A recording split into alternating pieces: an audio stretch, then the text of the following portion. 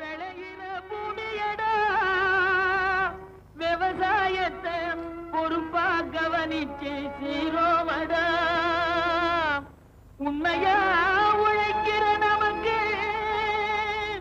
எல்லா நன்மைகளும் நாடி வந்து கூடுதடா.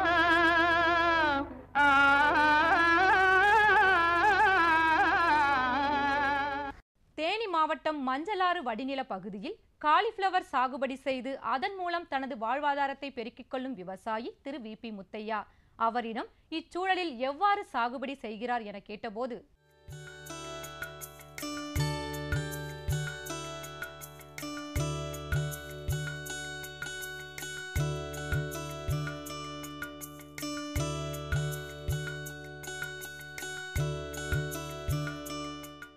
வி.பி. முக்கையா என்பர் 1 ஏக்கர் நிலம் வைத்திருக்கிறேன்.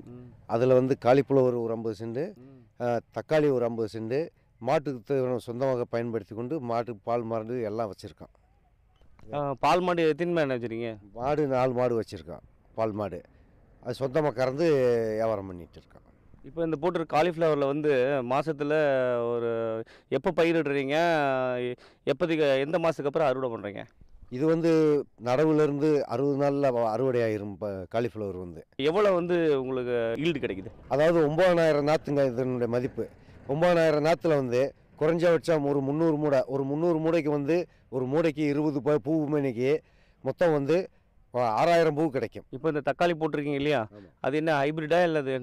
ஹைப்ரிடு தானுங்க, செகண்ட் ஐட்டம். ஹைப்ரிட்டில் ஃபஸ்ட் ஐட்டம் நாங்கள் போடலங்க.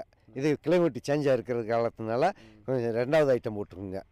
மகசூல் நல்லா இருக்குங்க. இந்த மண் பரிசோதனைலாம் பண்ணிவிட்டு அதுக்கு தகுந்த மாதிரிலாம் விளைவிக்கணும்னு சொல்லிட்டு அட்வைஸ் கொடுக்குறாங்களா, அறிவுரை கொடுக்குறாங்களே வேளாண்மை கருத்தில், அதெல்லாம் நீங்கள் போய் பார்த்துருக்கீங்களா? பார்த்துருக்குங்க. ஆரம்ப காலத்தில் வந்து பார்த்தோம். அப்போ வந்து வடுவவெட்டி வேளாண்மை விரிவாக்க மையத்திலேருந்து ஆஃபீஸர்கள் வருவாங்க. இந்தந்த மண்ணுக்கு இந்தந்த மாதத்தில் வைகாசி பட்டத்தில் தக்காளி நடுங்க, காலிஃப்ளவருக்கு வந்து டைம் இல்லைங்க, அது வந்து கிலோமீட்டர் எந்த அளவுக்கு நம்மளுக்கு கிடைக்குதோ அந்த அளவுக்கு நம்மளுக்கு வந்து ஈல்டு கிடைக்க நல்ல மகசூலும் கிடைக்குங்க. இப்போ அந்த இலைய நல்ல குரோத்தாக இருக்குது, நல்லா செழுமையாக இருக்குது குரோத்து. பூ வந்து ஒரு பூ வந்து என்ன வெயிட் இருக்காது?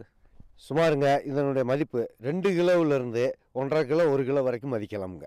காரணம் வந்து கிளைமேட்டுக்கு தகுந்து மழைக்காலம் உதவி செய்தால் பூ வந்து பெருக்கக்கூடிய அதிக நம்மளுக்கு கிடைக்கும்.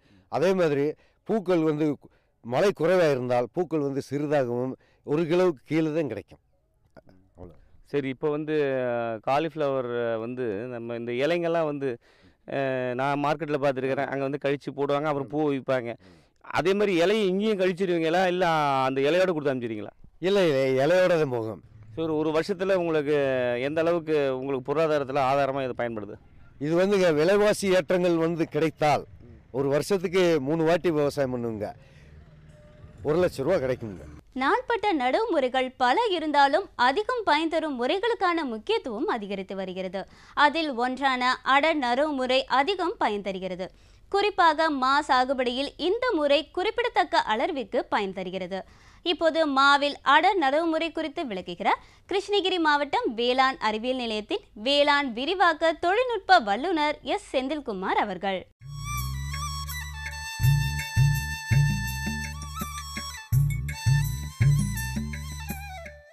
முக்களிகளில் முதல் கனியான மா வந்து கிருஷ்ணகிரி மாவட்டத்தில் சுமார் வந்து 45,000 ஹெக்டரில் வந்து சாகுபடி செய்யப்பட்டு வருகிறது. அதனால் இந்த மாவட்டத்துக்கு வந்து மாங்கனி மாவட்டம்னு ஒரு சிறப்பு பெயரும் உண்டு. இங்கே வந்து சாகுபடின்னு அதிக சாகுபடி ரகங்கள்னு பார்த்தா பெங்களூரா, அல்ஃபோன்ஸா, பங்கனப்பள்ளி, நீலம், மல்கோவா இந்த ரகங்கள்லாம் வந்து அதிகமாக சாகுபடி செய்யப்பட்டு வருகிறது. அப்படி சாகுபடி செஞ்சுட்டு வந்தாலும் இதுக்கு முன்னாடி பண்ணிட்டு இருந்த பயிர் இடைவெளி வந்து அதிகமான இடைவெளி பண்ணிகிட்டு இருக்கிறது. மரங்களுக்கு இடையே உள்ள இடைவெளியை குறைச்சி குறுகிய இடைவெளியில் அதிக மரங்களை வந்து நம்ம வளர்க்குறது தான் இந்த அடர்நடவு முறையாகும்.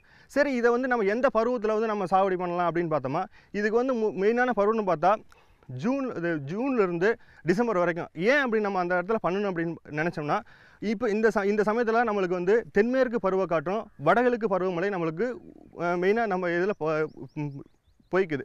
அதில் வந்து பார்த்திங்கன்னா அப்போ தான் நம்ம வந்து நடவு செஞ்சோமா தண்ணீர் கட்டுப்பாடையும் குறைச்சிக்கிட்டு நம்ம இது வந்து மரம் வந்து நல்லா செழித்து வளரும். இதுக்கு வந்து மண் வகைன்னு பார்த்தீங்கன்னு வச்சுங்களேன், செம்மண்ணுடன் வண்டல் கலந்த மண் தான் வந்து அதிகமாக மா சாகுபடிக்கு உகந்த மண்ணாகும். ரைட்டுங்களா. அடுத்து நம்ம பார்த்தோம்னா இது வந்து எப்படி பிளான்டிங் பண்ணணும் அப்படின்னு நடவு செய்யணும் அப்படின்னு பார்த்தீங்கன்னா 1 மீட்டர் நீளம் 1 மீட்டர் அகலம் 1 மீட்டர் உயரம் உள்ள குழி எடுத்து அந்த குழியில் 10 கிலோ மக்கிய தொழு உரத்தை வந்து நம்ம போடணும். மக்கிய தொழு உரத்தை போட்டுட்டு அதனோட 100 கிராம் லிண்டன்கிற ஒரு மருந்து நம்ம போடணும். அந்த மருந்து நம்ம எதுக்கு போடுறோம் அப்படின்னா, சப்போஸ் நம்ம வந்து இப்போ வந்து வாங்கிட்டு வர செடியோட ஏதாவது வேர் பகுதியில் பூச்சியோ ஏதாவது நோயை தாக்கி அதனால் இது இழப்பு வரக்கூடாது அப்படிங்கிற பாதுகாக்கிறதுக்காக அந்த மருந்து நம்ம போடுறோம். ரைட்டு. இப்போ வந்து நம்ம வந்து குழி எடுக்கிற முறை தெரிஞ்சுக்கிட்டோம். அடுத்து என்னென்ன ரகம்லாம் இதை வந்து அடநடுவு முறைக்கு நம்ம ஏற்படுத்திக்கலாம் அப்படின்னு பார்த்தா, நீலம் போடலாம், பெங்களூரா போடலாம், அல்ஃபோன்ஸா போடலாம், காதர் போடலாம். இந்த மாதிரி வகையெல்லாம் வந்து எந்த எந்த ரகமாக இருந்தாலும் இது வந்து அடநடுவு முறைக்கு ஏற்ற ரகங்களாகும். அடுத்து வந்து எந்தெந்த செடியை இந்த அடநடுவு முறைக்கு எந்தெந்த செடியை வந்து நம்ம செடி தேர்வு வந்து முக்கியமான முறையாகும்.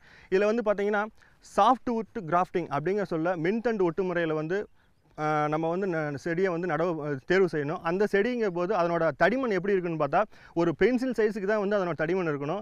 அது ஹைட் எவ்வளோ இருக்குன்னு பார்த்தா 2லேருந்து ஒரு 3 அடி உயரம் இருக்கிற செடி தான் நம்ம தேர்வு செஞ்சு நடவு பண்ணணும். இன்னொன்று வந்து எபிகாட்டல் அப்ரோச் கிராப்பிங்னு ஒரு சொல்கிறோம். அது வந்து நெருக்க ஒட்டு செடி. அந்த நெருக்க ஒட்டு செடியை வந்து நம்ம வந்து இதுக்கு வந்து அடநடுவு முறைக்கு பின்பற்றலாம். ஆனால் இப்போ வளர்ந்து வந்துச்சுன்னா அதனோட வந்து ஒரே சீராக நம்மளுக்கு வராது. அதனால வந்து நம்ம அடநடுவு முறையை மெயினாக நம்ம தேர்வு செய்வது மென் ஒட்டுத்தண்டு முறையை வந்து தேர்வு எடுத்தால் நல்ல பலன் கிடைக்கும். அடுத்தபடி பார்த்திங்கன்னா இப்போ நம்ம வந்து செடியை நடுறோம். சப்போஸ் அதில் வந்து நம்ம எப்படி நடுற முறைன்னு பார்த்தீங்கன்னா அந்த அடநடுவு முறைக்கு ஒட்டு செடி தான் மெயினாக நம்ம நடவு பண்ணுறோம். அந்த ஒட்டு செடினா ஒட்டு பகுதி நிலத்திலிருந்து 15 சென்டிமீட்டருக்கு மேலே இருக்கணும். அதாவது 1/2 அடி உயரத்துக்கு மேலே இருக்கணும். அப்படி நட்டால் தான் அதிலிருந்து தான் நம்மளுக்கு வந்து அந்த ஒட்டு ரகத்தோட பயன் வந்து நம்மளுக்கு கிடைக்கும். இல்லை அப்படி நடும்போது அது வந்து காற்றுனால ஏதாவது பாதிப்பு ஏற்படாமல் இருக்கணுங்கிறதுக்காக நம்ம வந்து இப்போ குச்சியெல்லாம் ஊனி வச்சுருப்பாங்க. நீங்கள் இங்கே பார்த்தீங்கன்னா இந்த ஃபீல்ட்லேயே பார்த்தீங்கன்னா அதுக்காக ஒரு சேஃப்டியாக ஒரு குச்சி ஊனி நட்டு வச்சுருக்காங்க. ரைட்டுங்களா. இப்போ வந்து நம்ம இதெல்லாம் பார்த்தாச்சு. அடுத்தது வந்து எப்படி வந்து நடவு பண்ணணும். இப்போ இதுக்கு முன்னாடி இந்த வந்து அடநடுவுக்கு முன்னாடி வந்து மக்கள்லாம் வந்து அதிக இடைவெளி அப்படின்னு பார்த்தீங்கன்னா 10க்கு 10 மீட்டர்லாம் வந்து இடைவெளி நட்டுக்கிட்டு வந்தாங்க. இனிமேல் இந்த அடநடுவு முறையில் ஒரு ஹெக்டருக்குன்னு பார்த்தீங்கன்னா 100 செடி தான் நட முடியும். ஆனால் இந்த அடநடுவு முறையில் 5க்கு 5 அதாவது வரிசைக்கு வரிசை 5 செடியும் ரோவுக்கு 5 மீட்டர் இடைவெளி இருக்கிறதுனால ஒரு ஹெக்டருக்கே நம்ம வந்து 400 செடி வந்து நம்ம வைக்கலாம். இந்த அடநடுவு முறையில் வந்து நம்ம வந்து பயிரை வந்து நெருக்கமாக அதாவது 5 மீட்டர் இடைவெளியில் வந்து நடுறதுனால பயிர் வந்து மரம் வந்து வளர்ந்த பிறகு ஒரு 5 வருஷத்துக்கு அப்புறம் பார்த்திங்கன்னா நெருக்கமாக இருக்கும். இதனால் வந்து பூச்சிகளை வந்து அதிகமாக தாக்கும். இதில் வந்து மெயின் பூச்சின்னு பார்த்திங்கன்னா தத்துப்பூச்சி அதிகமாக தாக்கும். அடுத்து வந்து சாம்பல் நோய் அதிகமாக தாக்கும். இந்த 2 நோய் வந்து அதிகமாக தாக்கும். இதை கண்ட்ரோல் பண்ணுறதுக்கு நம்ம என்ன பண்ணணும்னா இமிடாக்ளோபிரேட்டை வந்து 1 மில்லி மருந்தை வந்து 1 லிட்டர் தண்ணியில் கலந்து ஒரு ஸ்ப்ரே கொடுக்கலாம். அல்லது வந்து பெவிஸ்டின் என்ற மருந்து வந்து 1 லிட்டருக்கு வந்து 1.5 கிராம் என்ற அளவில் கலந்து நம்ம வந்து கொடுத்து இதை வந்து ஒரு டிசம்பர் மாதத்தில் கொடுத்து இதை வந்து கட்டுப்படுத்தலாம். அடுத்து பார்த்திங்கன்னா நம்ம அடநடுவு முறையில் வந்து மெயினாக இன்னொன்று செய்ய வேண்டிய முறை என்னென்னா ஒரு கவாத்து முறை. ஏன்னா இந்த கவாத்துங்கிறது வந்து இந்த கவாத்துன்னு இருந்தால் தான் நம்ம வந்து இந்த அடநடுவு முறை வந்து செஞ்சுட்டு வர சூழ்நிலை வேணும். ஏன்னா பயிரை வந்து நம்ம நெருக்கமாக செய்கிறோம். இல்லை நம்ம வந்து அப்படியே விட்டுட்டோமா பயிர் பாட்டுக்கு வளர்ந்து செடி மரம் பாட்டுக்கு வளர்ந்து போயிட்டே இருக்கும். நம்மளால் வந்து அதை கண்ட்ரோல் பண்ண முடியாது. இந்த அடநடுவு இன்னொரு நன்மை என்னன்னு பார்த்தீங்கன்னா நம்ம வந்து ஈஸியாக வந்து ஒரு அதை வந்து காயை வந்து பறிக்கிறதுக்கு வந்து ஈஸியாக பறிச்சுக்கலாம். எப்படின்னா 5க்கு 5 அடி இருக்கிறனால டிராக்டரை உள்ளே கொண்டு போய் அப்படியே நேரடியாக நம்ம வந்து காய்கறியை பறிச்சுக்கலாம். அது பழத்தை வந்து பறிச்சுக்கலாம். இது வந்து நம்மளுக்கு மகசூல் தரது குறைஞ்சது வந்து ஒரு 5 வருஷம் ஆகும். இந்த 5 வருஷம் நம்ம வந்து என்ன பண்ண முடியும். இடைவெளி வந்து அதிகமாக இருக்குது ஆனால் வருமானம் நம்மளுக்கு இல்லை அப்படிங்கிற ஒரு மக்கள் வந்து சிந்திக்க தோணும். அந்த இடத்துல நம்ம என்ன பண்ணோம்னா இந்த 5க்கு 5 இடைவெளியில் வந்து ஊடு பயிராக நம்ம வந்து குறுகிய கால பயிர் ஒரு 3 வருஷத்துக்கு நம்ம சாகுபடி செய்கிறதுனால அந்த இடத்துலையும் நம்ம வந்து நீண்ட கால பயனாக வந்து மாவுலேருந்து பெற்றுக்கிட்டு குறுகிய கால பயனாக வந்து இந்த ஊடு பயிர்லேருந்து நம்ம லாபம் பெற்றுக்கலாம். மெயினாக வந்து இது வந்து நீர்ப்பாசனம்னு அடுத்து நம்ம பார்த்தோம்னா நீர்ப்பாசனம் பார்த்தா ஆர்டினரி முறையில் வந்து விவசாயிகள் வந்து எல்லாமே என்ன பண்ணுறாங்கன்னா இங்கே இந்த அடநடுவு முறையை வந்து ஆர்டினரியாக தண்ணி பாய்ச்சி கட்டிக்கலாம் அப்படிங்கிற ஒரு மெயின் நோக்கத்தில் இருக்காங்க. ஆனால் வந்து இதை வந்து சிறப்பாக என்ன பண்ணணும் அப்படின்னா இது சொட்டு நீர் மூலியமாக அமைச்சால் மட்டுமே அதிக லாபம் பெற முடியும். சொட்டு நீர் அமைச்சு அதற்கு தேவையான உரம் நுண்ணூட்டச்சத்துக்கள் அனைத்தையும் வந்து இந்த சொட்டு நீர் மூலமாக அந்த மரங்களுக்கு கொடுக்கறதுனால நம்ம வந்து அதிக லாபம் பெற முடியும். அடுத்து வந்து இதில் வந்து மகசூல்னு நம்ம பார்த்தோமா சாதாரண ஆர்டினரி மகசூலில் வந்து ஒரு ஹெக்டருக்கே வந்து நம்ம வந்து ஆர்டினரி நடவு மூலம் அதாவது 10க்கு 10 நம்ம நட்டமாக ஒரு ஹெக்டருக்கு வந்து 5 டன் வந்து மகசூல் பெற முடியும். இந்த வந்து அடநடுவு முறையில் ஒரு ஹெக்டருக்கு நம்ம தேர்வு செய்து நடவு செய்கிற ரகத்தை பொறுத்து அதனோட மகசூல் மாறுபடும். எப்படின்னு பார்த்தீங்கன்னா இப்போ முதல் நடவு செய்ததிலிருந்து 15 வருஷம் வரைக்கும் அதாவது நம்ம காய்ப்பு வந்து அந்த 15 வருஷம் வரைக்கும் மகசூல் பார்த்திங்கன்னா 8லிருந்து 10 டன் வந்து நம்மளுக்கு கிடைக்கும். அதே மாதிரி அடுத்த 15 வருஷத்துலேருந்து 20 வருஷம் வரைக்கும் நம்ம பார்த்தீங்கன்னா இந்த மகசூல் வந்து அப்படியே நம்மளுக்கு மகசூல் வந்து அதிகமாக எப்படின்னா 15 டன்லேருந்து 20 டன் கிடைக்கும். ஸோ விவசாயிகள் அனைவரும் வந்து இந்த அடர் நடவு முறையை வந்து சாகுபடி முறையை பின்பற்றி அதிக மகசூல் பெறுமாறு தாழ்மையோடு உங்களை கேட்டுக்கொள்கிறேன். வேளாண் பெருமக்களே, இன்றைய நிகழ்ச்சியில் அமைந்த அனைத்து பகுதிகளும் உங்களுக்கு பயனுள்ளதாக அமைந்திருக்கும். இந்நிகழ்ச்சி பற்றிய உங்களின் கருத்துக்களும் ஆலோசனைகளும் வரவேற்கப்படுகின்றன. எங்களின் மின்னஞ்சல் முகவரி ddagri05chennai@gmail.com. மீண்டும் அடுத்த பொன் விளையும் பூமி நிகழ்ச்சியில் சந்திப்போம். நன்றி, வணக்கம்.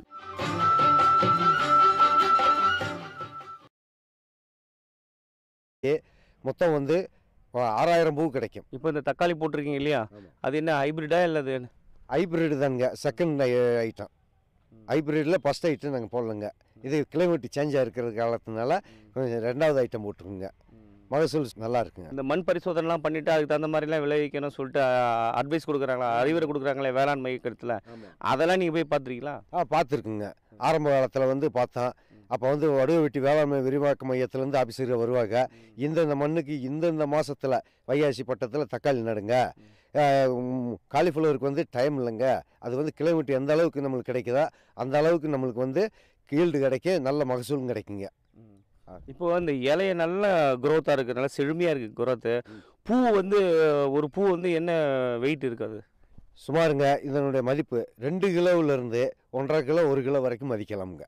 காரணம் வந்து கிளைமேட்டுக்கு தகுந்து மழைக்காலம் உதவி செய்தால் பூ வந்து பெருக்கக்கூடிய அதிக நம்மளுக்கு கிடைக்கும். அதே மாதிரி பூக்கள் வந்து மழை குறைவாக இருந்தால் பூக்கள் வந்து சிறிதாகவும் 1 கிலோவுக்கு கீழே தான் கிடைக்கும். சரி, இப்போ வந்து காலிஃப்ளவர் வந்து நம்ம இந்த இலைங்கள்லாம் வந்து நான் மார்க்கெட்டில் பார்த்துருக்கிறேன், அங்கே வந்து கழித்து போடுவாங்க, அப்புறம் பூ விற்பாங்க. அதே மாதிரி இலையை இங்கேயும் கழிச்சிடுவீங்களா, இல்லை அந்த இலையோட கொடுத்து அனுப்பிச்சிடுவீங்களா? இல்லை, இலையோட தான் போகும். சரி, ஒரு வருஷத்தில் உங்களுக்கு எந்த அளவுக்கு உங்களுக்கு பொருளாதாரத்தில் ஆதாரமாக இது பயன்படுது? இது வந்துங்க விலைவாசி ஏற்றங்கள் வந்து கிடைத்தால் ஒரு வருஷத்துக்கு 3 வாட்டி விவசாயம் பண்ணுங்க, 1 லட்ச ரூபா கிடைக்குங்க. நாள்பட்ட நடவு முறைகள் பல இருந்தாலும் அதிகம் பயன் தரும் முறைகளுக்கான முக்கியத்துவம் அதிகரித்து வருகிறது. அதில் ஒன்றான நம்ம வந்து இப்போ குச்சியெல்லாம் ஊனி வச்சிருப்பாங்க. நீங்கள் இங்கே பார்த்தீங்கன்னா இந்த ஃபீல்ட்லேயே பார்த்தீங்கன்னா அதுக்காக ஒரு சேஃப்டியாக ஒரு குச்சி ஊனி நட்டு வச்சுருக்காங்க, ரைட்டுங்களா? இப்போ வந்து நம்ம இதெல்லாம் பார்த்தாச்சு. அடுத்தது வந்து எப்படி வந்து நடவு பண்ணணும்.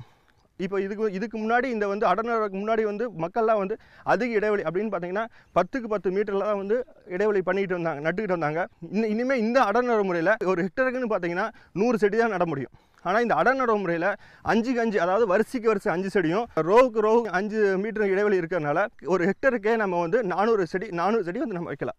இந்த அடர்நடவு முறையில் வந்து நம்ம வந்து பயிரை வந்து நெருக்கமாக, அதாவது 5க்கு 5 மீட்டர் இடைவெளியில் வந்து நடுறதுனால பயிர் வந்து வளர்ந்த மரம் வந்து வளர்ந்த பிறகு ஒரு 5 வருஷத்துக்கு அப்புறம் பார்த்திங்கன்னா நெருக்கமாக இருக்கும். இதனால் வந்து பூச்சிகளை வந்து அதிகமாக தாக்கும். இதில் வந்து மெயின் பூச்சின்னு பார்த்தீங்கன்னா தத்துப்பூச்சி அதிகமாக தாக்கும். அடுத்து வந்து சாம்பல் நோய் அதிகமாக தாக்கும். இந்த 2 நோய் வந்து அதிகமாக தாக்கும். இதை கண்ட்ரோல் பண்ணுறதுக்கு நம்ம என்ன பண்ணணும்னா இமிடாக்ளோபிரேட்டை வந்து 1 மில்லி மருந்தை வந்து 1 லிட்டர் தண்ணியில் கலந்து ஒரு ஸ்ப்ரே கொடுக்கலாம். அல்லது வந்து பெவிஸ்டின் என்ற மருந்து வந்து 1 லிட்டருக்கு வந்து 1.5 கிராம் என்ற அளவில் கலந்து நம்ம வந்து கொடுத்து இதை வந்து ஒரு டிசம்பர் மாதத்தில் கொடுத்து இதை வந்து கட்டுப்படுத்தலாம். அடுத்து பார்த்திங்கன்னா நம்ம அடர்நடவு முறையில் வந்து மெயினாக இன்னொன்று செய்ய வேண்டிய முறை என்னென்னா ஒரு கவாத்து முறை. ஏன்னா இந்த கவாத்துங்கிறது வந்து இந்த கவாத்துன்னு இருந்தால் தான் நம்ம வந்து இந்த அடர்நடவு முறை வந்து செஞ்சுட்டு வர சூழ்நிலை வேணும். ஏன்னா பயிரை வந்து நம்ம நெருக்கமாக செய்கிறோம். இல்லை நம்ம வந்து அப்படியே விட்டுட்டோமா பயிர் பாட்டுக்கு வளர்ந்து செடி மரம் பாட்டுக்கு வளர்ந்து போயிட்டே இருக்கும், நம்மளால் வந்து அதை கண்ட்ரோல் பண்ண முடியாது. இந்த அடர்நடவுல இன்னொரு நன்மை என்னன்னு பார்த்தீங்கன்னா நம்ம வந்து ஈஸியாக வந்து ஒரு அதை வந்து காயை வந்து பறிக்கிறதுக்கு வந்து முறையில் ஈஸியாக பறிச்சுக்கலாம். எப்படின்னா 5க்கு 5 அடி இருக்கிறனால டிராக்டரை உள்ளே கொண்டு போய் அப்படியே நேரடியாக நம்ம வந்து காய்கறியை பறிச்சுக்கலாம், அது பழத்தை வந்து பறிச்சுக்கலாம். இது வந்து நம்மளுக்கு மகசூல் தரது குறைஞ்சது வந்து ஒரு 5 வருஷம் ஆகும். மக்கிய தொழு உரத்தை வந்து நம்ம போடணும். மக்கிய தொழு உரத்தை போட்டுட்டு அதனோட 100 கிராம் லிண்டன்கிற ஒரு மருந்து நம்ம போடணும். அந்த மருந்து நம்ம எதுக்கு போடுறோம் அப்படின்னா, சப்போஸ் நம்ம வந்து இப்போ வந்து வாங்கிட்டு வர செடியோட ஏதாவது வேர்பகுதியில் பூச்சியோ ஏதாவது நோயை தாக்கி அதனால் இது இழப்பு வரக்கூடாது அப்படிங்கிற பாதுகாக்கிறதுக்காக அந்த மருந்து நம்ம போடுறோம், ரைட்டு? இப்போ வந்து நம்ம வந்து குழி எடுக்கிற முறை தெரிஞ்சுக்கிட்டோம்.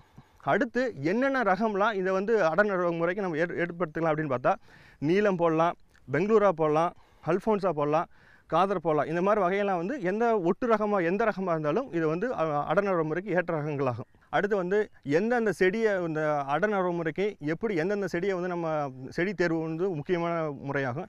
இதில் வந்து பார்த்திங்கன்னா சாஃப்ட் வுட் கிராஃப்டிங் அப்படிங்கிற சொல்ல மின்தண்டு ஒட்டு முறையில் வந்து நம்ம வந்து செடியை வந்து தேர்வு செய்யணும். அந்த செடிங்க போது அதனோட தடிமன் எப்படி இருக்குன்னு பார்த்தா ஒரு பென்சில் சைஸுக்கு தான் வந்து அதனோட தடிமன் இருக்கணும்.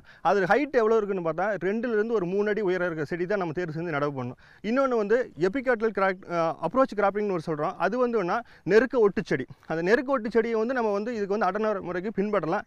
ஆனால் இப்போ வளர்ந்து வந்துச்சுன்னா அதனோட வந்து ஒரே சீராக நம்மளுக்கு வராது. அதனால வந்து நம்ம அடர்நர முறையை மெயினாக நம்ம தேர்வு செய்வது மென் ஒட்டுத்தண்டு முறையை வந்து தேர்வு எடுத்தால் நல்ல பலன் கிடைக்கும். அடுத்தபடி பார்த்திங்கன்னா இப்போ நம்ம வந்து செடியை நடுறோம். சப்போஸ் அதில் வந்து நம்ம எப்படி நடுற முறைன்னு பார்த்தீங்கன்னா அந்த அடர்நரவு முறைக்கு ஒட்டு செடி தான் மெயினாக நம்ம நடவு பண்ணுறோம். அந்த ஒட்டு செடினா ஒட்டு பகுதி நிலத்திலிருந்து 15 சென்டிமீட்டருக்கு மேலே இருக்கணும். அதாவது 1/2 அடி உயரத்துக்கு மேலே இருக்கணும். அப்படி நட்டால் தான் அதிலிருந்து தான் நம்மளுக்கு வந்து அந்த ஒட்டு ரகத்தோட பயன் வந்து நம்மளுக்கு கிடைக்கும். இல்லை அப்படி நடும்போது அது வந்து காற்றுனால ஏதாவது பாதிப்பு ஏற்படாமல் இருக்கணுங்கிறதுக்காக அடநரவு முறை அதிகம் பயன் தருகிறது. குறிப்பாக மா சாகுபடியில் இந்த முறை குறிப்பிடத்தக்க அளவிற்கு பயன் தருகிறது.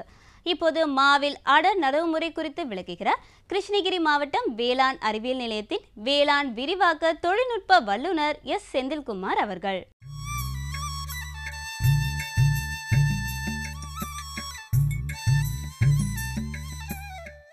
முக்களிகளில் முதல் கனியான மா வந்து கிருஷ்ணகிரி மாவட்டத்தில் சுமார் வந்து 45,000 ஹெக்டரில் வந்து சாகுபடி செய்யப்பட்டு வருகிறது. அதனால் இந்த மாவட்டத்துக்கு வந்து மாங்கனி மாவட்டம்னு ஒரு சிறப்பு பெயரும் உண்டு.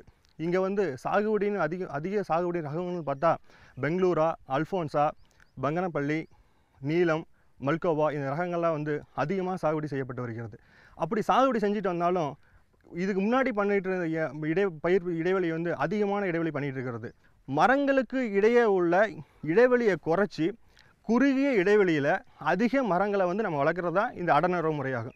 சரி, இதை வந்து நம்ம எந்த பருவத்தில் வந்து நம்ம சாகுபடி பண்ணலாம் அப்படின்னு பார்த்தோமா, இதுக்கு வந்து மெயினான பருவம்னு பார்த்தா ஜூன்லேருந்து டிசம்பர் வரைக்கும். ஏன் அப்படி நம்ம அந்த இடத்துல பண்ணணும் அப்படின்னு நினச்சோம்னா, இப்போ இந்த சமயத்தில் நம்மளுக்கு வந்து தென்மேற்கு பருவக்காற்றும் வடகிழக்கு பருவமழை நம்மளுக்கு மெயினாக நம்ம இதில் போய்க்குது.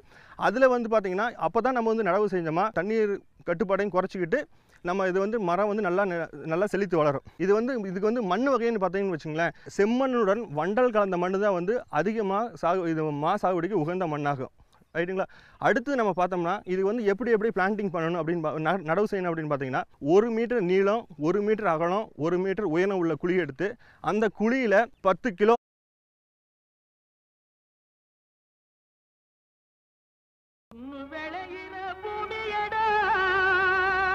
விவசாயத்தை பொறுப்பா கவனிச்சு சீரோமடா.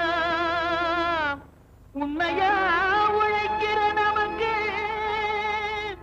எல்லா நன்மைகளும் நாடி வந்து கூடுதடா.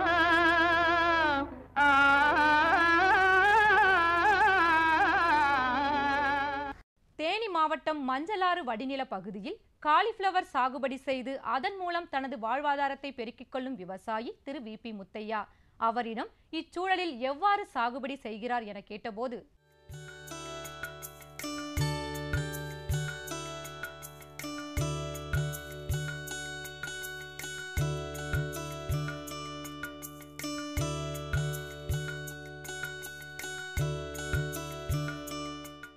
விபி முக்கையா பேர்.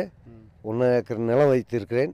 அதில் வந்து காலிஃப்ளவர் ஒரு 50 சென்ட், தக்காளி ஒரு 50 சென்ட், மாட்டுக்கு சொந்தமாக பயன்படுத்தி கொண்டு மாட்டுக்கு பால் மாடு எல்லாம் வச்சுருக்கான். பால் மாடு எத்தனை மேடம் வச்சுருக்கீங்க? மாடு 4 மாடு வச்சுருக்கான். பால் மாடு அது சொந்தமாக கறந்து வியாபாரம் பண்ணிகிட்டு இருக்கான். இப்போ இந்த போட்டு காலிஃப்ளவரில் வந்து மாதத்தில் ஒரு எப்போ பயிரிடுறீங்க, எப்போதைக்கு எந்த மாதத்துக்கு அப்புறம் அறுவடை பண்ணுறீங்க? இது வந்து நடவுலேருந்து 60 நாளில் அறுவடை ஆயிரும். காலிஃப்ளவர் வந்து எவ்வளோ வந்து உங்களுக்கு ஈல்டு கிடைக்குது? அதாவது 9,000 நாற்றுங்க இதனுடைய மதிப்பு. 9,000 நாற்றுல வந்து குறைஞ்சபட்சம் ஒரு 300 மூடை, ஒரு 300 மூடைக்கு வந்து ஒரு மூடைக்கு 20 பூவுமே இன்னைக்கு